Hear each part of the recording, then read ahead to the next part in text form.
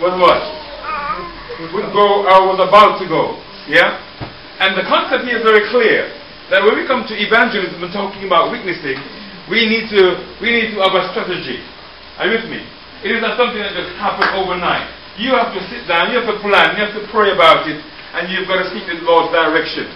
Now, I as a pastor myself, I do not believe that we need to vote to do evangelism.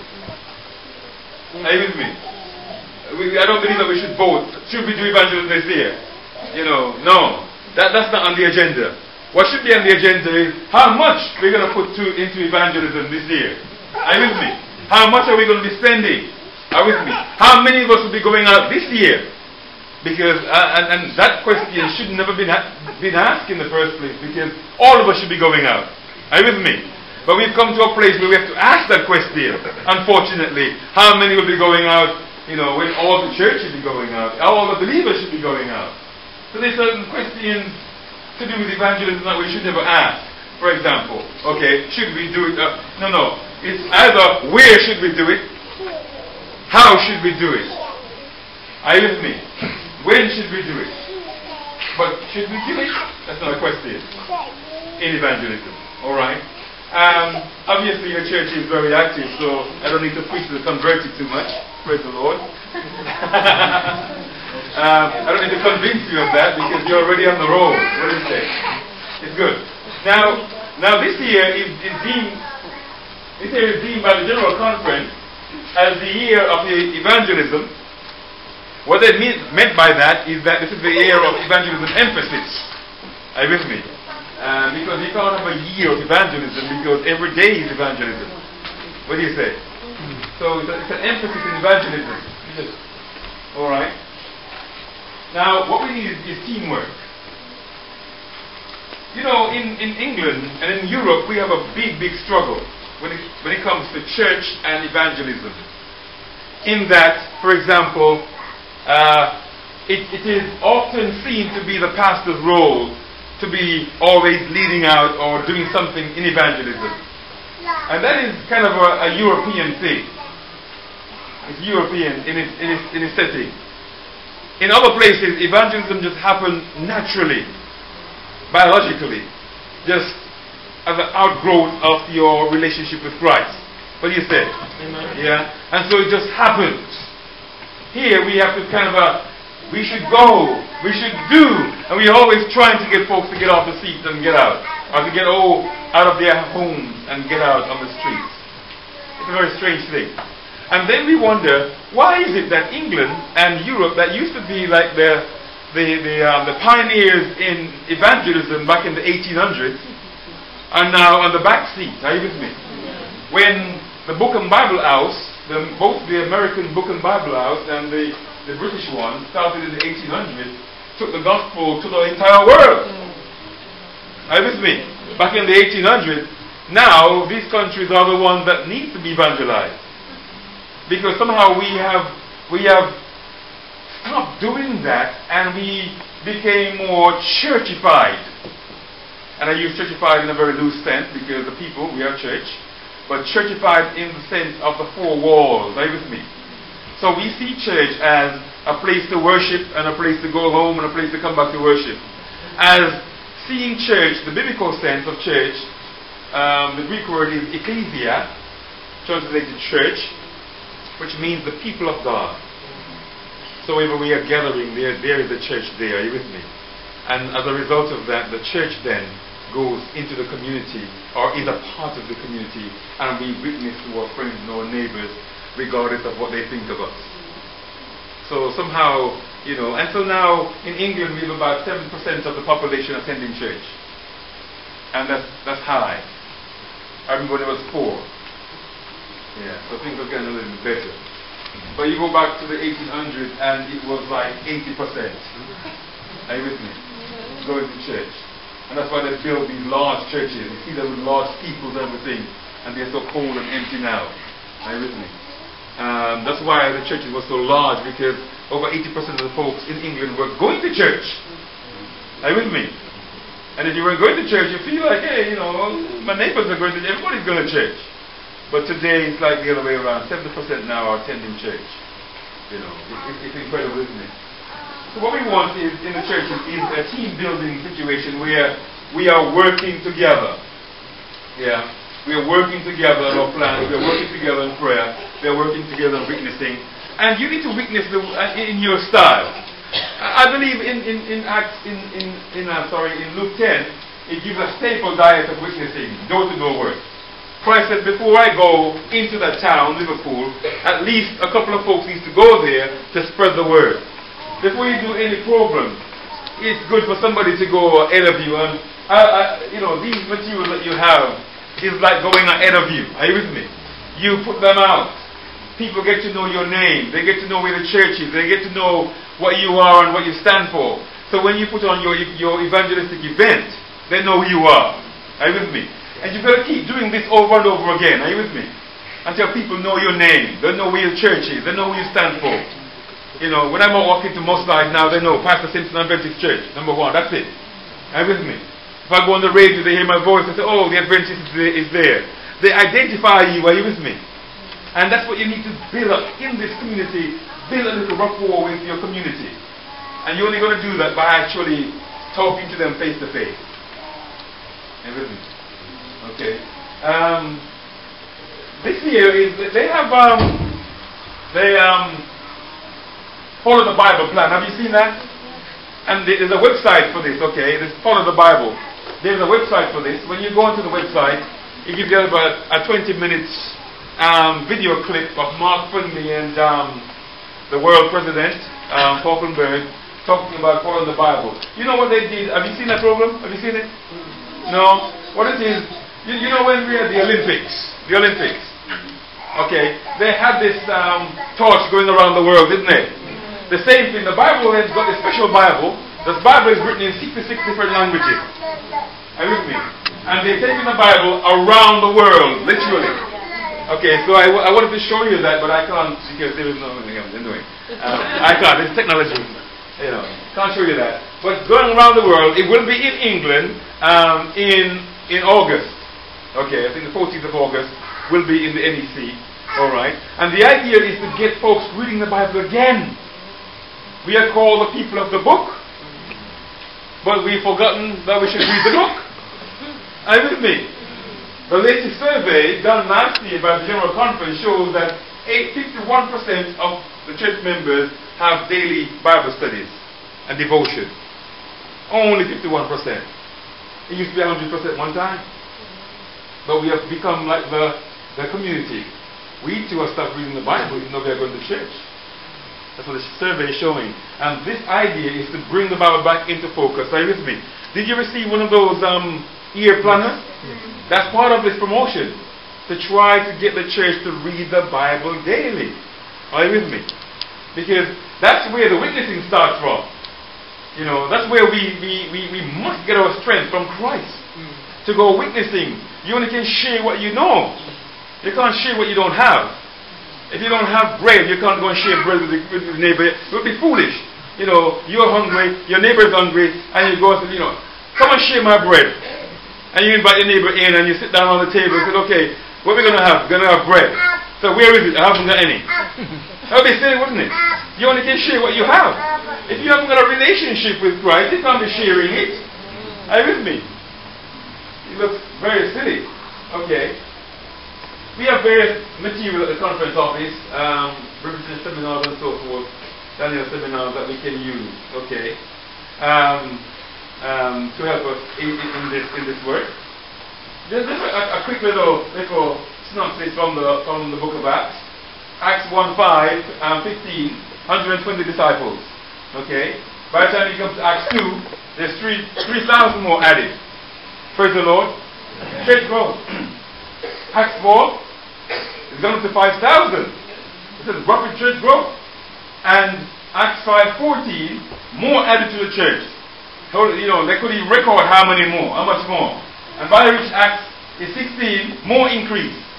You know, and the church grew in numbers. They stopped counting. They've gone way over 20,000 people. They stopped counting. You know, they began now to plant churches in different places because membership was just so. Are you with me? And they're having house group meetings everywhere. They met daily in your homes. The power of house group is phenomenal. You can have a house group anywhere that you have a house. Are you with me? And you don't need a deacon to come and open the door for you. What do you say? You don't need somebody to set the heating system to come on to warm the place. You just have a meeting in your home, in your flat, in your room. Are you with me? That's the power. So they start planting churches because the house group was going so much around. Can you imagine providing house group for 3,000 people? Or 10,000 people? The church was exploding in the book of Acts. Are you with me? Many thousands had it. So the question is, how many of us are really working for the Lord? What is our percentage in Liverpool, Kensington, or Liverpool Central, or whatever you're going to call yourself soon? And then I will find you quicker. Liverpool, Kensington? That must be a new group. It can't be the whole church. And I'm going looking for the place all over the place. Anyway, that's what happens sometimes, you know. But how many of us are working? Are we really active?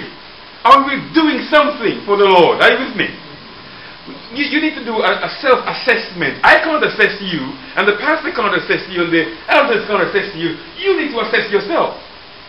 And you need to say, well, how much, what amount of time am I donating to the Lord's work each week? Each week. What am I giving back? Now, we have a formula. In tithing, when we do tithing, we give 10%. Isn't that right? So when it comes to money, we give 10%. When it comes to worship and a day off, we give one out of every 7. Isn't that right? Is that right? Yes. 1 in 7? You should be worshiping me every day. Somebody will get that. Okay. But okay. But when it comes to setting aside, ceasing from labor or from work, it's 1 in 7. But worship is every day. Alright. Good. So when it comes to now witnessing, what should be the formula? What do you think? How many hours a week should we give to the Lord? Huh? You can witness every day. Okay, that's true. You can witness every day. But when we're going to quantify this now, how much hours do you think you can give to the Lord per week? A tenth? A tenth of the day? A tenth of the week? A tenth of the week. One day out of every week, but it's separate. Okay, 1 day of every, okay. Is that 24 hours? Ooh, that's going to be another time. You know. The church said that, man, we'll be going home to glory soon. Yeah. The General Conference had a guideline some years ago to say that each member should at least give 4 hours a week in witnessing. At least 4 hours, at least, that is, 4 hours a week witnessing. Yes, and, you know. And so, you know, as individuals, you've got to weigh that up into your own work schedule and into your family life and to your study life. Are you with me? And then say, okay, how many can I donate to the Lord? And you want to set aside some time for the Lord. One thing I did, Pastor, when I was, long before I even thought of becoming a pastor, because I didn't want to become a pastor, but long before that, when I was a rookie in the streets of Birmingham, and we had like a group, and we called ourselves ETW, End Time Workers, you know, because we felt we were living in the end time, in the 80s, and Jesus was coming in the 80s. Are you with me? And we are preaching the word like crazy. And about 30 of us got into a group, and we designed a plan, because in these modern days, people work at different times. Night time, you know, nurses and doctors, that's even more crazy. They have like 3 shifts, kind of a thing. And I don't know when to visit them, but never mind. But you know, what we will do, we will have a plan of action in our small group. And the plan of action was this, that we will draw up an inventory of when you could go witnessing. Are you with me? Because the time that I could go, maybe you can't go. So we would map it out. All the members then will put their time down, and then we carefully map that out. Okay? And we discovered that there were quite a few people that could go at the same time, even though sometimes it was like 12 o'clock in the day. And some could go 10 o'clock in the morning, and there was a group that could, are you with me? And what we noticed is that no one was just by themselves. Isn't that good? And so we would organize material then, for them to pick up material, organize the area. This is the area we're going to witness in. And okay, you can go 12 o'clock. Well, you do these streets. Are you with me? You do these streets. You can go 3 o'clock. Well, you do this. Are you with me? And so we mapped the entire area in Newtown, in Birmingham, and we covered it. What do you say? Praise the Lord. And so it's a good thing to do. So keep that in mind. And that way, you can raise the level from like 10% to about 80% of the church members witnessing. Because they can go when they can go. Are you with me? The work is done, the street is done, the stuff are delivered, and you log that down. Are you with me? If you stop at house number 1666, you will say, on Kensington Street, we stop here. So the next person they come will pick up from that next door and continue. Are you with me? What do you say? Amen. Or you may have your assignment. You may have your assignment that these streets are your streets. Are you with me? And you can go knock on them, do them whenever you can. So if you stop today, next week you pick back that same street next door and you go again. What do you say? So you have your territorial assignment. So in personal ministries, evangelism, we encourage the territorial assignments. Give each person a little patch to work on. Are you with me? Yeah? And that will increase the amount of involvement we have in our local church in evangelism, and the work will go faster. When you do this area, you move to another area. What do you say? And your aim is to finish Liverpool. What do you say? Every door in Liverpool should get something. You know, it might not be today, it might not be tomorrow, but that's the vision that you should have. Our patch is not just Kensington Street. I'm going to say Kensington High Street then. Kensington Street, but our patch is Liverpool. And the entire district must be covered. What do you say? Yeah, that's the goal vision. The small group, the power small group, this is, in Central Church, we used to have about 30-something small groups going at any one time. So, for example, I'm no longer the pastor there. I'm going to be pastor there, a very dynamic man. But this is only a little sample of some of the groups that would meet. Notice on Tuesday, one of the things that happened when I went to Central 10 years ago, went to prayer meeting, and there were 8 or 9 people at prayer meeting. And the folks told me it was just a good day, pastor. They came because your new pastor is here. Whoa, I'm in trouble. Whoa. The membership at the time, the attendance at church was about 60-something. On the books, we had 102. Don't have to go the rest way. But every Sabbath, this man used to count, and he will count 62, 60. Pastor, today we are 63. I said, brother, Lord, I got to do something about this one. We can't be having this all the time. Are you with me? This is just no good. So I said, well, let's talk about small groups. I did a training program with them, with all the elders. We meet like, once a month we met with all the elders, and we met like 8 o'clock in the morning, Sunday morning, and we had devotion, and we read through the material that I chose, and all of us were reading through the same book at the time. And we were praying, and we introduced a concept. Instead of just having, how many people come to prayer meeting here on a Wednesday night? How many numbers do we have? Roughly how many numbers?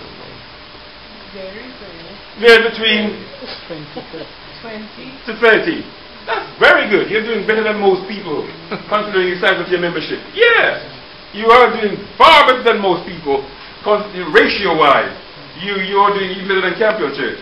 Sorry. My membership is still there. And there's about 600 members almost.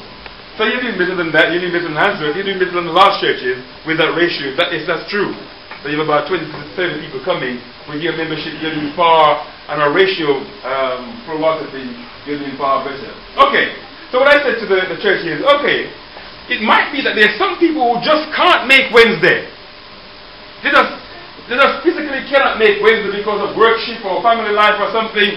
You know what I mean? So why are we still forcing them and beating them over the head to come on Wednesday when they're at work? Are you with me? It's a dead donkey. It's not going to move. Are you with me?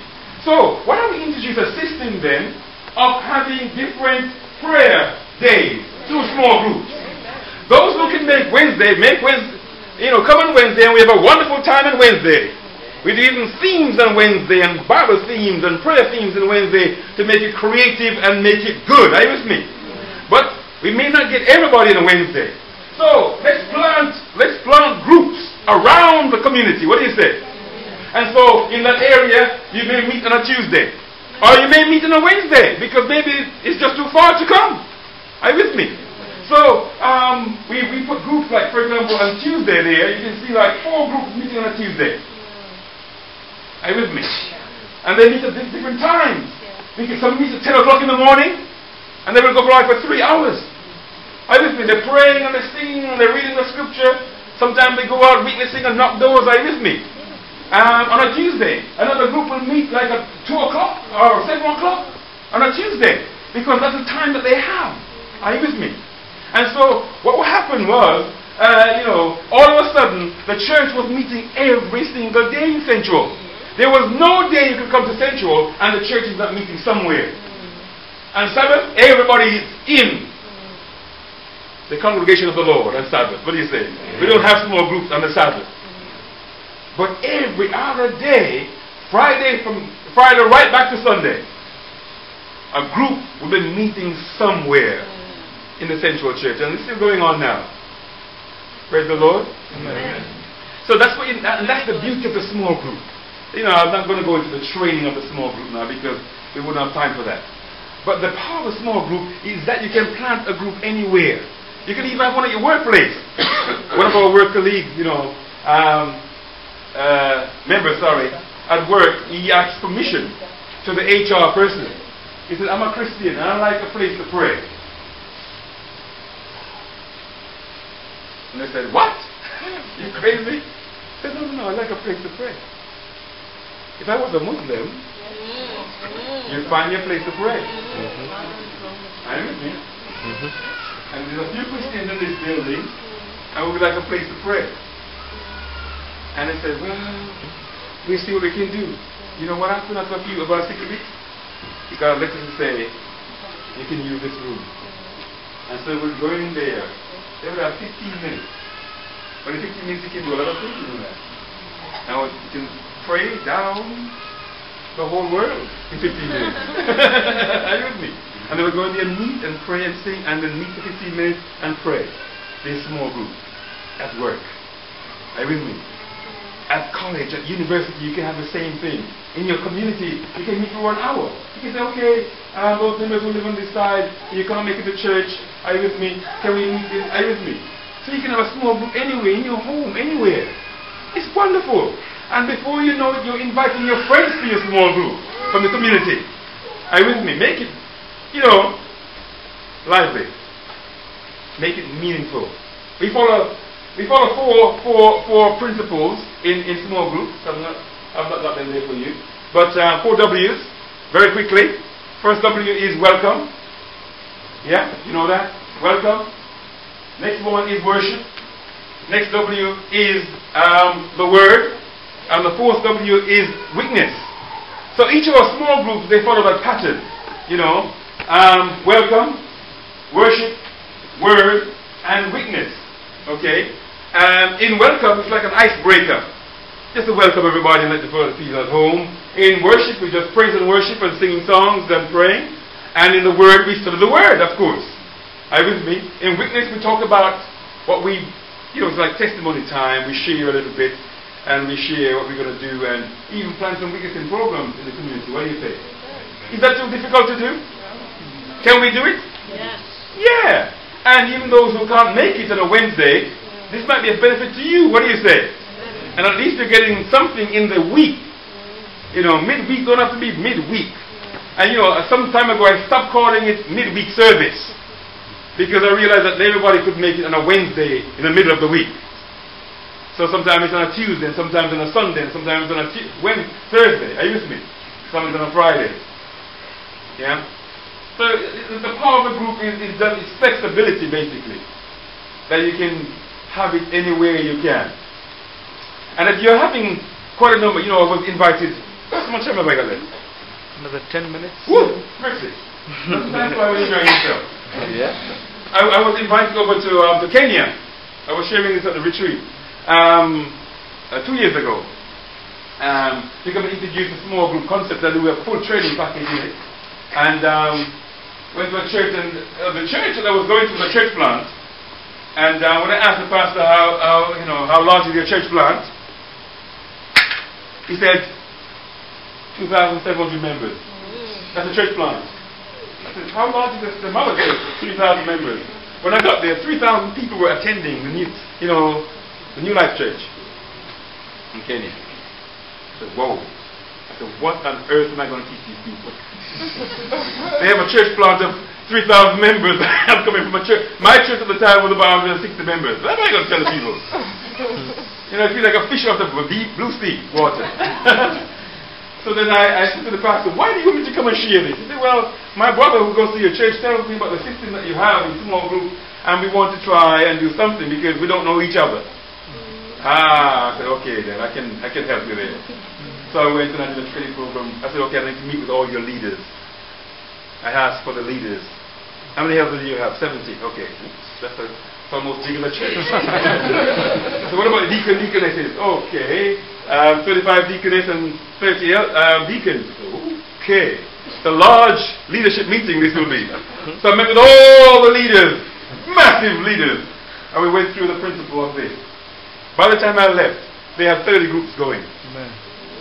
And by a year later, they said, well, we have 70 going. And the small group is where you can build your Christian relationship with each other. Are you with me? And you have your fellowship. In the Bible, it talks about fellowship. And oftentimes, when we read fellowship, we are thinking of Sabbath service. No, fellowship is not Sabbath service. Fellowship is when you meet somebody outside of the Sabbath and you have fellowship with them. You get to know them socially. You put on social program for the youth and for the young people. Are you with me? In most churches, we will spend a couple of £1,000 each year on evangelism to reach people to bring them in. But we won't spend £500 on the young people while they're in church to keep them. Are you with me? We wait until they leave, then we pitch a tent, and the tent costs £2,000 to pitch a tent for 4 weeks to try and reach the young people back into the church. But while they were with us, we didn't spend £1,000 on them. Are you with me? Because we have to pay the gas bill, electric bill, and everything else, and save for the building. But we're not here for the building, we're here for people.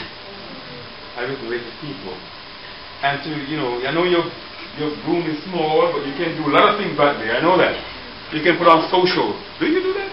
Yes. Praise the Lord. And for the young people to get them interactive and, get them doing things. Anyway, my time is gone, let me move from there quickly. Okay. Let me just mention this quickly to you. Then I can, the problem is power. We're going to skip all of that. I'm going to go to the bridge program and then quickly in the questions you have. Okay, let's back up there. Okay, quickly. What we have here is sometimes we forget how we reach people. We think that everybody should be Christians overnight.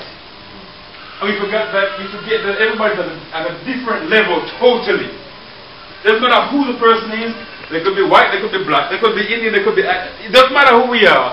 We are all at different stages on the road. So, from 1 to 10 is the road. Are you with me? That's the journey that we're traveling on. And at 1, no spiritual interest at all. That person has no spiritual interest whatsoever. They don't want to know you about... And they don't want you to interrupt them about witnessing on God and Bible and all that. They don't want to hear it. Okay? They don't want to hear it. But we think they should hear it. So sometimes we will even begin to dialogue and argue with them. Are you with me? We haven't got time for that. You need to know where people are at. At number 2.5, God may exist, but not personal. They acknowledge that there is a God, and there is a creator somewhere out there, but I have no personal contact with that person. I have no personal interaction with that person, and I have no personal interest with that God. Are you with me? I just know that He is there, and that's good enough for me. Some people are like that. Are you with me? Number 4, 3.5, occasional churchgoers. Every now and then they may drop into church. Yeah? You may see them come in, and sometimes there could be different things going on in their life. could be their marriage, it could be their family, it could be just curiosity, it could be different things. And they drop in occasionally, are you with me, to church. Just over 5 regular attenders. You know, it's like a duty. They may go on Christmas, they may come on Sabbath, but they don't want to be involved. Are you with me? Some folks are like that. And then just about 6, almost 7, committed Christian spiritual openness. They will dialogue with you on doctrines and all that. Are you with me? No matter which church they're going to. And then number 8, you got the truth seekers. Those who are looking for truth. And they want to follow the Bible. They could be in church or out of church, but they just want to follow the Bible once they see truth. Yeah? And then, of course, you have number 9, Adventist church attender, you know, unbaptized. Yeah? And that person is in congregation, is in here. They come for a number of years, but they're not baptized and they're not thinking about it right now. Okay? And of course, number 10 is where we want to get to, where a fully committed person is.